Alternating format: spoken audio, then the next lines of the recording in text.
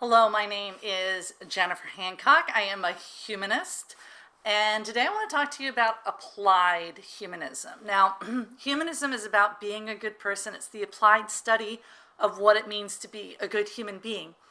And it is a philosophy of life. So there are certain principles that we humanists apply to our decision making, and throughout the course of your day and throughout the course of your life you have to make decisions, and it helps to have some sort of guide to help you. Some decisions are very, very easy. Other decisions are a little bit harder, and that's when you're going to need some kind of guidelines to help you make those decisions. To me, being a humanist means being the most ethical human being you can be. The problem is, what does that mean in practice? That's the part that's applied, right? Now, humanism is an active philosophy. A lot of times when people think about philosophy, they think of something you're going to read in a book from guys that were around thousands of years ago or just 100 years ago. The thing is, though, everyone has a life philosophy. And what I encourage people to do is to make that philosophy explicit, to spend some time thinking about what it is you value, why you value it, what sort of person you want to be, how do you define success really in life, what do you want to do with your life. That's all the realm of philosophy. It's the act of asking yourself questions, all right? And by making these questions explicit and deciding, well, I value, say, compassion. And to me, a good person is a person that does good as defined by compassion. I mean, it helps people, it's good. It hurts people, it's bad. That helps you make decisions when it's not really clear what the right thing to do is, because the reality is ethics can be really hard. We like to think of ethics as it's good or it's bad, but the reality is sometimes it's mostly good but a little bit bad, or it's mostly bad with a little bit of good, or it's 50-50, good and bad. How do you make those decisions? And if you're not prepared in advance to make those decisions, then you're really going to struggle with them. So for me, I find that making my philosophy an active part of my everyday decision making helps me when I encounter those situations where the right thing to do is not clear, right? So to me, it is an active philosophy. It's an active value system that guides my, everything from, what am I going to eat for dinner? How am I going to interact with the neighbors? What school am I sending my kid to? All of those things. Where do I go shopping? Those are all questions that my philosophy helps me answer. Now, the thing about humanism is we do not apologize for the fact that our value system is based on compassion. And this doesn't seem like something you would have to apologize for, because compassion is one of those global ethics. Everybody in the world has a sense of compassion for the most part, and most value systems, whether they're religious or not religious, are based on compassion. It's actually pretty rare to find someone whose top value is not compassion.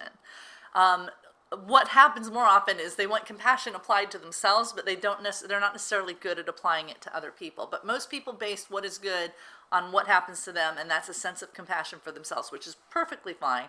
What a humanist tries to do is, in addition to feeling compassion for ourselves, we try to extend that same compassion to other people. And this is where the golden rule comes from, right? Do unto others as you would have them do unto you. If it's good for you, or you think it would be good for you, you do it. If you know it would hurt you if it was done, don't do it to other people. That's a compassionate-based ethical system. The second principle that humanists use to help us make decisions is we rapidly adhere to a reality-based decision-making framework. There's a saying, right, in computers, garbage in, garbage out. You can have the greatest program in the world, but if you put garbage in to that program, you're going to get garbage out. It's the same thing with ethical decision making. If you put bad information into your ethical decision making framework, you're going to come out with bad decisions. And so in order to have good information come in, you have to be reality-based. You have to find out what is true. What is true is not debatable, right? Facts are not open to debate. They are either true or they are false, and you don't get to make up your own truth, all right? truth is what we collectively can agree on has happened. Like, I am currently sitting in a chair, there's the chair, at a table, and we can agree on this. Like, if you were here, you'd say, yes, you're sitting in a chair and at a table. This is stuff we can agree on. Now, the reason this is important, and that you don't make up your own truths, is because it doesn't help you to make up your own truths. It might make you feel better. It might make you feel like, oh, I am still moral because my truth says that I'm moral. But in reality, you might not be moral at all. It requires you, if you don't know what is really, really true, then you're lying to yourself. And I don't see how you can make good ethical decisions if you are lying to yourself and to others. The more your understanding of reality matches actual reality, the more successful you're going to be. Anytime you deny reality and make up your own reality or your own truths, you are going to run into problems. Eventually, reality doesn't care if you believe in it or not. All right? The facts do not care if you believe in them or not. They exist whether or not you accept them. And they will assert themselves because the universe is not going to change itself to fit your preconceived notion of what is true. What is true regardless of whether you believe it. And so to do this, humanists spend a lot of time on critical thinking so we can identify things that aren't true, so we can look for flaws in people's arguments about what is or is not true. We use the scientific method so that we, as much as possible, get out of objective.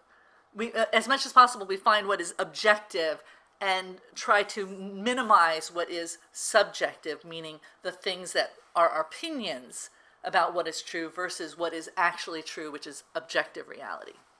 All right, so when you claim you have your own truth, that's subjective. The real truth is what's objective. And humanists try to find that as much as possible. We spend a lot of time on critical thinking. Most of the time when you go to a humanist group, they're going to be talking about critical thinking stuff because the compassion comes easy.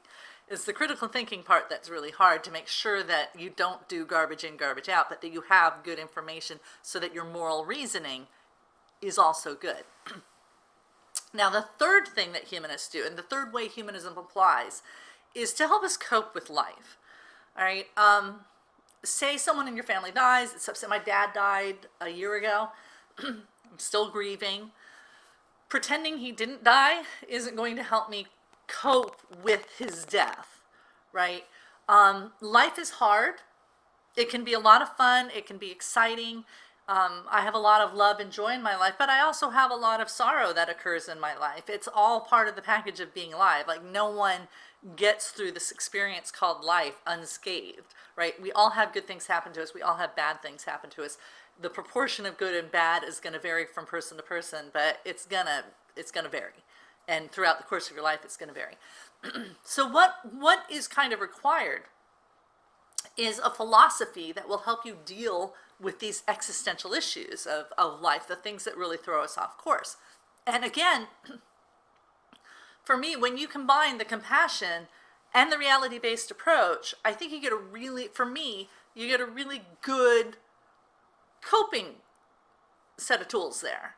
A lot of people try to reject the reality because it can be really painful at times. But I always find that accepting the reality, no matter how painful it is, puts me in a position to change that reality. Now I'm in a position to do something about it. But as long as I'm denying what's going on, I can't fix it. As soon as I accept what's going on, I'm now in a position to fix it.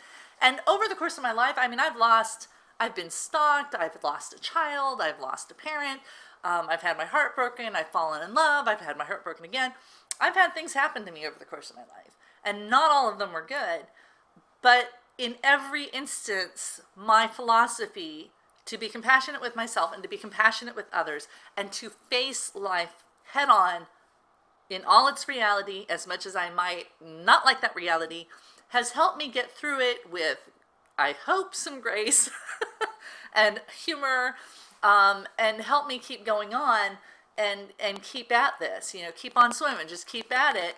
And applied humanism, applying my philosophy of life, has helped me do that. And one of the reasons I teach humanism is because I think it is a highly effective approach to getting through life. There is a reason why most philosophers, most life coaches, most motivational speakers are teaching some form of humanism, and they're quoting humanists. Whether you're talking about positive psychology movement, which is run by humanists, humanistic psychology, which is now just psychology, humanistic medicine, which is now just medicine, right? All of these advances in how we live our lives and how we approach living our lives were brought to you by humanists, right? So we are doing something right. And when you look back through history at the philosophic teachers and religious teachers that we remember, they were teaching some form of humanism. This approach arises in every culture and in every time, and it is